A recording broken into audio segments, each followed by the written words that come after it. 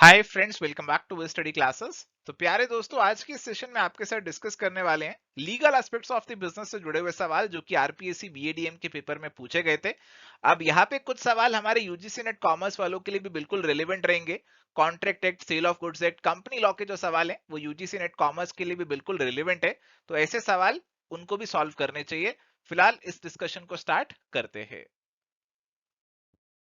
And my dear friends, अगर आप एबीएसटी, EFM, BADM से आरपीएससी असिस्टेंट प्रोफेसर का एग्जामिनेशन देने वाले हैं तो आपके लिए हमारे पास डिटेल्ड कोर्सेज है जिनको आप चेकआउट कर सकते हैं हमारी वेबसाइट या फिर हमारी ऐप पे। कोई क्वेरी है तो आप हमें व्हाट्सएप या कॉल कर सकते हैं, नीचे नंबर आपको यहाँ पे दिया गया है। एंड ऐसे ही प्यारे दोस्तों, अगर आप यूजीसी नेट कॉमर्स मैनेजमेंट या फिर तैयारी कर रहे हैं पीजीटी कॉमर्स या असिस्टेंट प्रोफेसर कॉमर्स के लिए, तो भी हमारे पास डिफरेंट कोर्सेज है जिनको आप चेकआउट कर सकते हैं हमारी वेबसाइट या ऐप पे। कोई क्वेरी है तो आप हमें व्हाट्सएप या कॉल कर सकते हैं, नीचे नंबर आपको यहाँ पे दिया गया है। तो यहाँ पे हमारे पास सवाल है, करेक्टरिस्टिक्स ऑफ वेजेस हमसे पूछ रहे हैं। और सबसे पहले पॉइंट में रेम्युनरेशन बोला, सेकंड में बोला given after following the conditions of planning, third में बोला payable for the work done under planning. तो यहाँ पे सेकंड और थर्ड को लेकर कंफ्यूजन हो रहा होगा क्योंकि ये प्लानिंग वर्ड को लेकर कोई क्लैरिटी हो नहीं रही है। मुझे लग रहा है शायद वेज प्लान की बात कर रहे हैं, इसीलिए इन्होंने इसका answer option number 4 all of the above यहाँ पे दिया है। अगला सवाल एक फैक्चुअल सवाल है, to which section the term employer is related under the minimum wages act 1948। तो जो भी आपके एक्ट है सिलेबस के अंदर, उनके जो इंपॉर्टेंट डेफिनेशन वाले सेक्शन है वो आपको मालूम होने चाहिए। तो मिनिमम वेजेस एक्ट का जो सेक्शन 2E है वो एम्प्लॉयर को डिफाइन करता है। Correct answer would be option 3। Minimum wages act 1948 came into force from. तो जितने भी एक्ट है आपके सिलेबस में, आपको उनका जो इन फोर्स वाला डेट है वो याद होना चाहिए। और ये जो मिनिमम वेजेस एक्ट है, it came into force on 15 मार्च 1948। और इसीलिए करेक्ट आंसर यहाँ पे ऑप्शन 2 हमारा बन जाएगा। चलिए, तो यहाँ पे सवाल है जी, the objective of minimum wages act 1948 includes protection of workers from exploitation, accepting the concept of welfare state, establishing social justice in the country, या फिर ऑल ऑफ द अबव।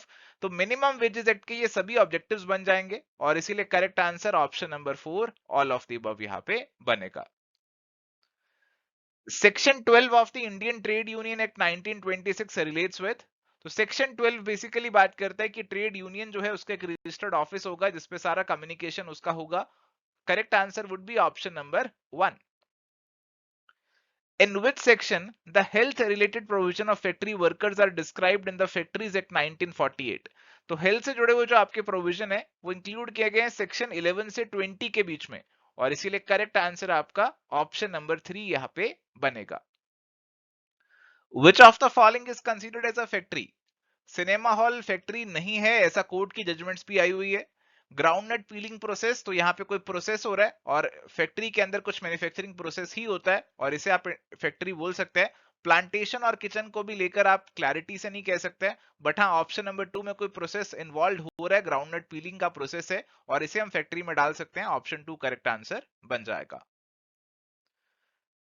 सवाल है, from the below mentioned options which of the following is not mentioned under the welfare provisions in the factories act? Ventilation, washing facility, first aid appliances और canteens. अब देखो, आपके जो washing facility, first aid appliance और canteen है ना, ये आपके वेलफेयर वाले प्रोविजन में मेंशन्ड है। और जो वेंटिलेशन वाला जो पार्ट है ना, ये आपका हेल्थ वाले चैप्टर में, हेल्थ वाले प्रोविजंस में कवर अप किया है और इसीलिए आंसर ऑप्शन नंबर 1 आपका बनेगा। As per the Payment of Wages Act 1936, in railway, factory or industrial or other establishment upon or in which less than 1000 persons are employed, wages shall be paid before the expiry of। तो यहाँ पे wages जो है, they shall be paid before the expiry of, ये आपको बताना है। Seventh day प्यारे दोस्तों इसका आंसर है। तो आपके जो वेजेस एक्ट है उसमें दो डेट्स बता रखी है, एक तो सेवंथ डे है और एक 10th डे है। यहाँ पे जो सवाल में पूछा गया है लेस देन 1000 पर्सन है, तो सेवंथ डे पे वेजेस पे करनी होंगी। Correct answer would be option number 2। चलिए, सवाल है जी, which section of the industrial disputes act 1947 deal with illegal strikes and lockout? तो इलीगल स्ट्राइक्स और लॉकआउट की जो बात है सेक्शन 24 में करी हुई है और 25 में फर्दर इलेबोरेट किया हुआ है। तो ये आंसर बनेगा option number 1। The striker strike the work without any prior notice, इसे क्या बोला जाएगा? तो अगर बिना नोटिस के स्ट्राइक किया जा रहा है तो इसे वाइल्ड कैट स्ट्राइक बोल सकते हैं। तो करेक्ट आंसर यहां पे आपका ऑप्शन नंबर 3 का बनेगा। The causes for lay off include, तो आपके ले ऑफ के कॉजेज यहां पे क्या क्या हो सकते हैं?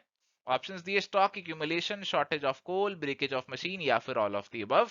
तो हमारा जो इंडस्ट्रियल डिस्प्यूट एक्ट है वो ले ऑफ को डिफाइन करता है, और ले ऑफ के अंदर बेसिकली आप टेम्परेरीली अपने वर्कर्स को हटा रहे हैं, क्योंकि इनमें से कोई भी कारण हो सकता है, स्टॉक एक्यूमुलेशन, कोल की शॉर्टेज, मशीन की ब्रेकेज, ये सभी कारण हो सकते हैं। Correct answer option 4 all of the above यहां पे बनेगा। What is the maximum term of office of a member in the State Commission in Consumer Protection Act? अब ये 1986 वाले कानून के अकॉर्डिंग उन्होंने सवाल पूछे हैं, और स्टेट कमीशन के जो मेंबर्स होते हैं उनका जो टर्म होता है इट इज 5 इयर्स और 67 years which ever is earlier. तो करेक्ट आंसर ऑप्शन नंबर 1 आपका यहाँ पे बन जाएगा। Which of the following conditions is in statement is incorrect for retrenchment? Job remains in case of retrenchment. In retrenchment, the relationship between the worker and the employer ends. तो retrenchment का मतलब होता है termination, आपने worker को निकाल दिए तो रिलेशन एंड हो जाएगा, और आपको retrenchment के लिए बिल्कुल 1 महीने का नोटिस भी देना होता है। Disciplinary proceedings terminate a person service as a punishment, तो डिसिप्लिनरी प्रोसीडिंग्स को इसमें इंक्लूड नहीं किया जाता है, स्पेसिफिकली मेंशन भी किया हुआ है। रिट्रेंचमेंट की डेफिनेशन जो दी है इंडस्ट्रियल डिस्प्यूट्स एक्ट में, उसमें लिखा है कि retrenchment means termination by the employer of the service of a workman for any reason otherwise than as a punishment inflicted by way of disciplinary action. तो इसे रिट्रेंचमेंट में इंक्लूड नहीं किया जाता, इसे स्पेसिफिकली इंक्लूड किया हुआ है डेफिनेशन में, स्पेसिफिकली मेंशन किया हुआ है डेफिनेशन में। तो करेक्ट आंसर ऑप्शन 4 बनेगा। मेरे हिसाब से ऑप्शन नंबर 1 में भी एम्बिग्युइटी है, बट ऑप्शन 4 को इन्होंने करेक्ट आंसर यहां पे दिया हुआ है, और यही हमें एक्सेप्ट करना पड़ेगा। The reason for the need of Consumer Protection Act in India: to prevent undesirable business practices, to increase the level of social life of the consumer, awareness of social responsibility, तो social responsibility भी आ जाएगा, undesirable business practices को रोकना भी आ जाएगा। Correct answer would be option number 4 all of the above. Total number of rights given to the consumers in the Consumer Protection Act, प्यारे दोस्तों 6 rights यहाँ पे गिवन होते हैं, तो इसीलिए करेक्ट आंसर ऑप्शन 2 हमारा यहाँ पे बनेगा। A person is not a consumer if, options आपको दिए, हायर्स और avails of any services without for a consideration, buys goods without consideration, use of the goods, beneficiary of services. तो consumer आप तभी बनते हैं अगर आपने गुड सर्विसेज किसी कंसीडरेशन के तहत लिए हैं, विदाउट कंसीडरेशन के केस में कंज्यूमर नहीं बनते, कंसीडरेशन का होना जरूरी है, और इसीलिए करेक्ट आंसर ऑप्शन 2 यहां पे बन जाएगा।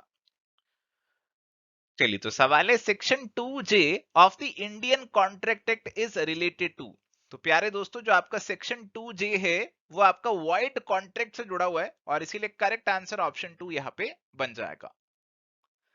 The object or consideration of an agreement is unlawful if it is forbidden by law, fraudulent, involves or implies injury to the person or property of another, all of the above. तो हमारे पास Indian contract act का section 23 बताता है कि consideration या object कब unlawful होगा, और उसमें ये सभी चीजें आ जाती है, और इसीलिए करेक्ट आंसर आपका option number 4 all of the above का ही बनेगा। Which of the following is not legally mandatory for valid acceptance? तो आपको एक्सेप्टेंस अगर करनी है तो उसका कम्युनिकेशन होना चाहिए, acceptance has to be complete और अनकंडीशनल होनी चाहिए। If there is no communication in the stipulated time it is considered to be accepted, तो ऐसा नहीं होता है। आपकी जो एक्सेप्टेंस है वो जानी चाहिए। Acceptance should be done by the person who has the right of acceptance, हाँ जिससे एक्सेप्टेंस मांगी गई है उसी की एक्सेप्टेंस चाहिए, किसी और की एक्सेप्टेंस से बात नहीं बनेगी। तो 3 वाला इनकरेक्ट हो जाएगा, और यही आंसर यहाँ पे बन जाएगा। In which section of the Indian Contract Act the definition of consent is given? तो सेक्शन 13 है प्यारे दोस्तों जो कंसेंट को डिफाइन करता है, और इसीलिए करेक्ट आंसर ऑप्शन 2 यहां पे बन जाएगा।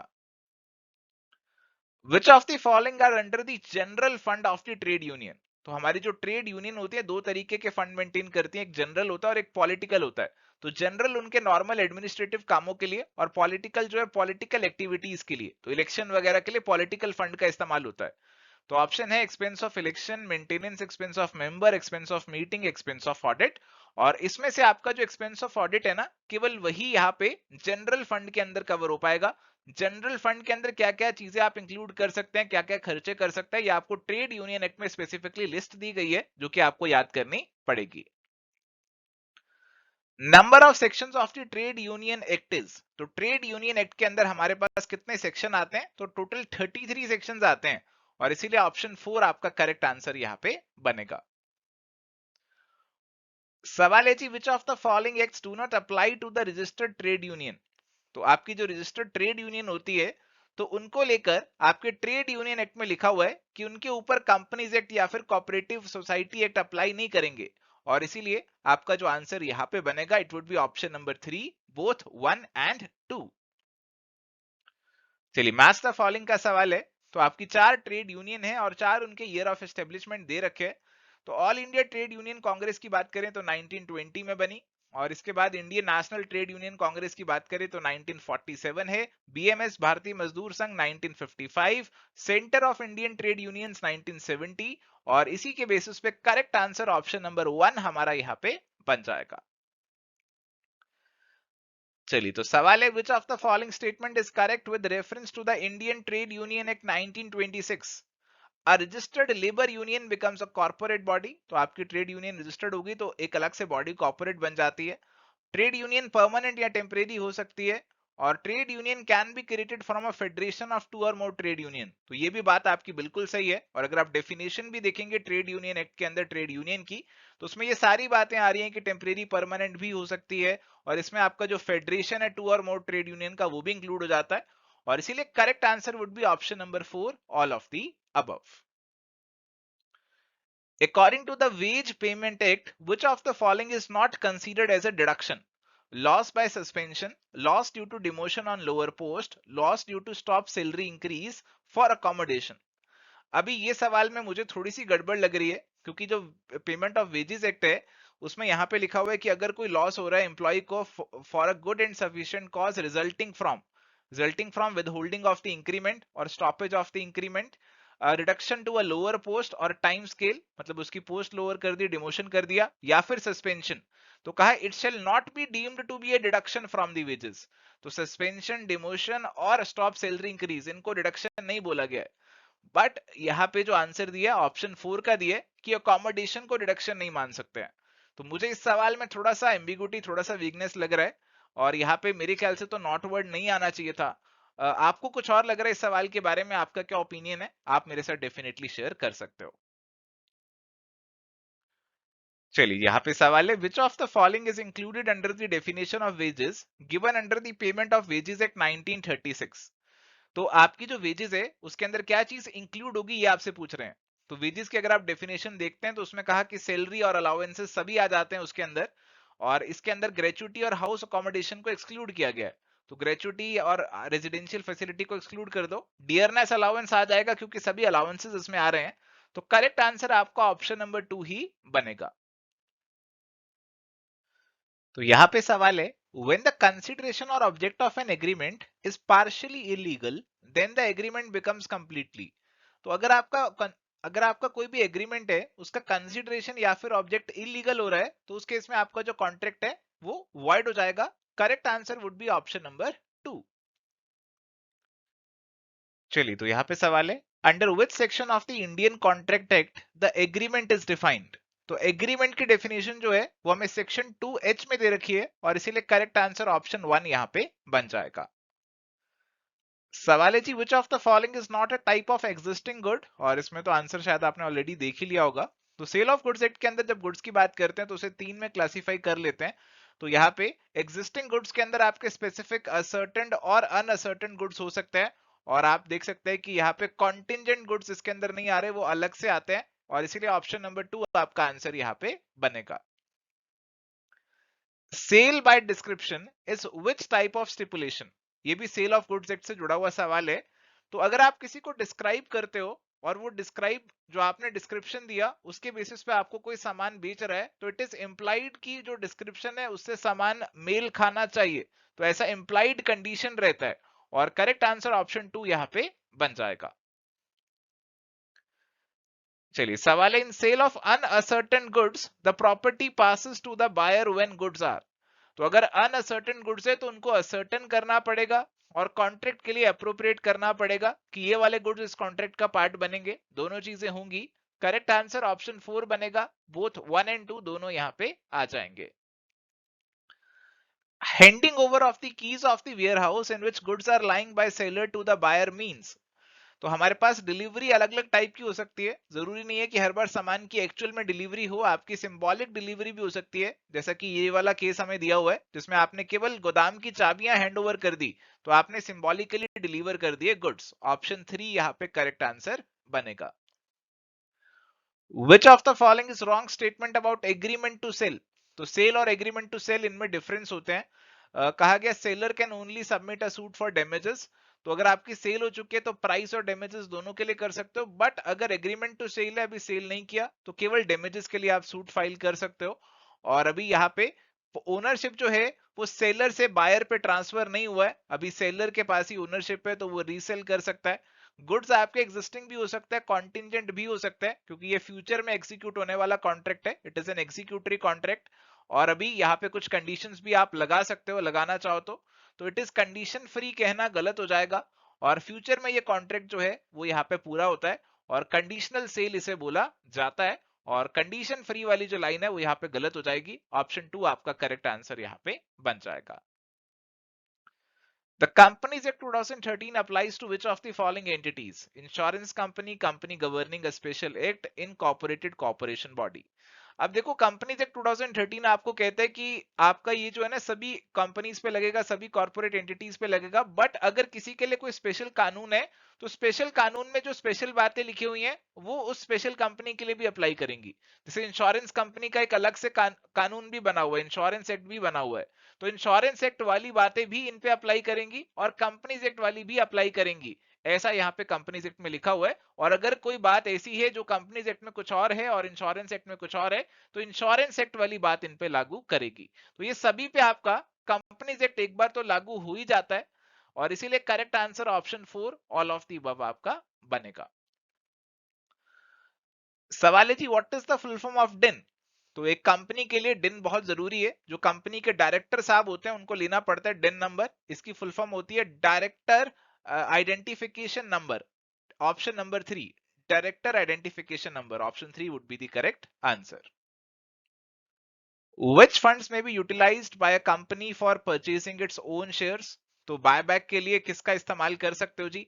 तो बाय बाय बाय बैक करने के लिए आपको इस्तेमाल करना है सिक्योरिटीज प्रीमियम का, फ्री रिजर्व्स का, या फिर आप फ्रेश जो आपका सिक्योरिटीज का इशू है उसको भी इस्तेमाल कर सकते हो।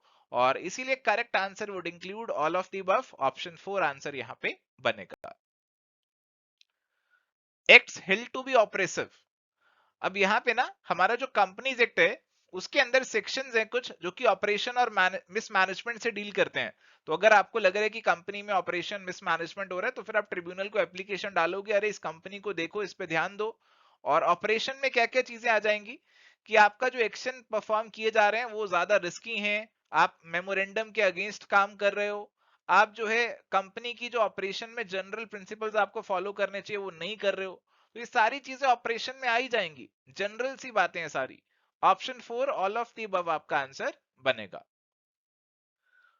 Which statement is false regarding dissolution of a company? A company dissolution order can be placed before the winding up order.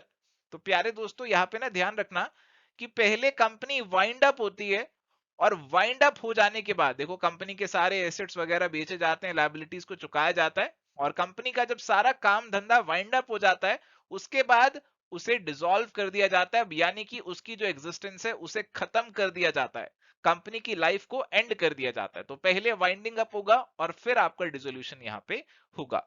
ठीक है जी, तो इसीलिए आपका ऑप्शन नंबर 1 ही गलत हो जाता है। ये कहता है पहले डिसोल्यूशन होगा बाद में वाइंडिंग अप होगा, तो ऐसा नहीं है, उल्टा सीक्वेंस बता रहे, तो 1 ही गलत हो गया, बाकी आपके सही हो जाएंगे पॉइंट्स यहाँ पे। और इसीलिए करेक्ट आंसर ऑप्शन 1 ही यहाँ पे बनेगा। चलिए अगला सवाल है, which of the following is not the content of memorandum of association.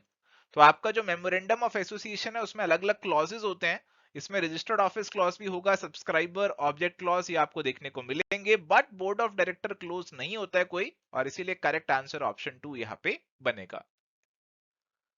चलिए अगला सवाल, which of the following is incorrect regarding the format of the articles of association. तो हमारे पास अलग अलग टेबल्स में इनके फॉर्मेट दिए हुए हैं। तो प्यारे दोस्तों यहाँ पे आपका कौन सा टेबल गलत है आपको ये बताना है। तो टेबल एफ कह रहा है कि कंपनी लिमिटेड बाय शेयर्स के लिए, ये बिल्कुल ठीक है। टेबल एच कह रहे हैं कि limited by guarantee and not having share capital, ये भी बिल्कुल सही है।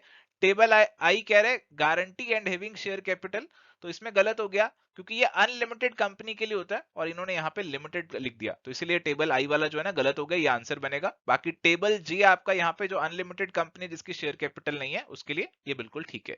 तो करेक्ट आंसर यहाँ पे हमारा ऑप्शन नंबर 3 का बन जाता है। चलिए सवाल है, a prospectus which does not include complete particular of the quantum और price of the securities is known as. तो प्यारे दोस्तों हमारे पास अलग अलग तरीके के प्रोस्पेक्टस देखने को मिलते हैं और हमारे पास रेड हेरिंग प्रोस्पेक्टस वो प्रोस्पेक्टस होता है जिसमें आपकी प्राइसेस को लेकर डिटेल नहीं होती है, और इसीलिए करेक्ट आंसर ऑप्शन 4 यहाँ पे बनेगा। Which of the following traces the characteristic of share? Share is movable property. After the issue, share comes in the definition of goods. Both above, none of the above. तो shares को normally movable property बोल ही दिया जाता है, इसे transfer वगैरह भी कर सकते हैं। थोड़ा सा सवाल अजीब लगा, बट इसका answer option number 3 both of the above यहाँ पे बनेगा। Extra ordinary general meeting is a type of secretaries meeting, share holder meeting, creditor meeting या फिर ऑडिटर मीटिंग। तो हमारे जो शेयर होल्डर्स हैं उन्हीं की मीटिंग हो सकती है। एक तो एनुअल जनरल मीटिंग होती है, ये साल के एंड में होती है। तो अगर आपको बीच में वैसे कोई मीटिंग करनी है तो फिर ईजीएम होगी, यानी कि एक्स्ट्रा ऑर्डिनरी जनरल मीटिंग तो होगी शेयर होल्डर्स की। करेक्ट आंसर ऑप्शन नंबर 2 यहाँ पे बनेगा। Which of the following statement is included in the report of the board of director? तो जो डायरेक्टर की रिपोर्ट होती है उसमें क्या चीजें आएंगी? Number of meetings held by the board of director, statement of loan, statement of directors liability. तो ये सारी चीजें आपकी डायरेक्टर की रिपोर्ट में आ जाएंगी। Correct answer option number 4 all of the above यहाँ पे बन जाएगा। The formal written record in physical or electronic form of the proceedings of any meeting is called।